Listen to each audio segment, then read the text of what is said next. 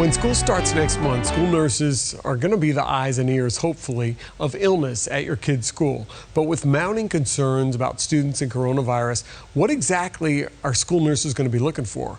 And what should you expect if your child gets sent to the clinic? If you've got a kid in the school system, Four in Your Corner's Katie LaGrone with a heads up of what to expect for back to school during the pandemic.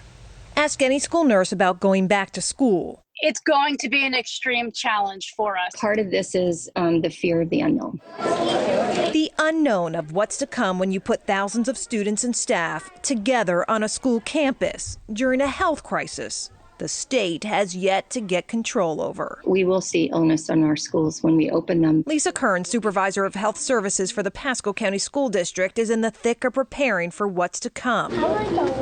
Some challenges are already clear. Making sure there are enough supplies to go around. With 45 school nurses on staff covering 2 to 3 schools at a time, most of her district's 90-plus schools have clinic assistants who lack the qualifications to medically assess students.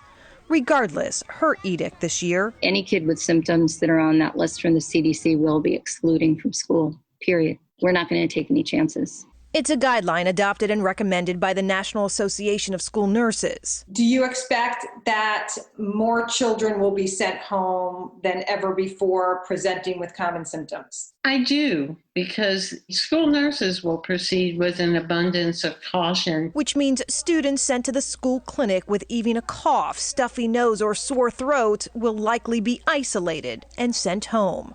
Those with fevers must stay off campus until they're fever-free for 24 hours. CDC just relaxed its previous 72-hour fever-free guidance. We are going to be the front line at school. While research shows kids are typically not impacted by the coronavirus as severely as adults, recent state data showed 1 in 3 kids tested for the virus came back positive in Florida. I do think that we're going to have our shutdowns once school gets started. Parents are advised to know their school's COVID-19 plan, who will be conducting health assessments on campus, and how. The president of the nation's School Nurse Association is also pleading with parents. They will be making hard decisions.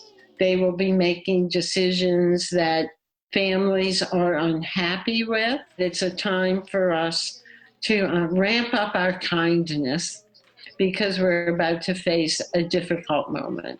You can find your school's COVID-19 plan on your home district's website. We've also posted guidance from the National Association of School Nurses on ours.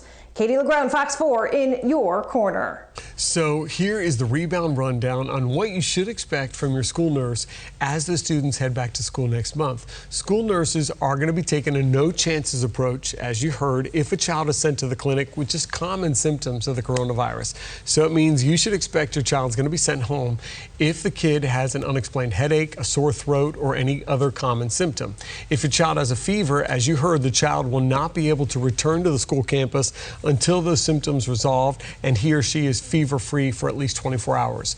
Now, each school district has a COVID-19 plan, including who and how they'll be assessed for illness. We've posted additional guidance from the National Association of School Nurses, and you can review all those recommendations and other resources you can use to navigate the rebound when you go to fox4now.com. Just click on the Rebound Southwest Florida.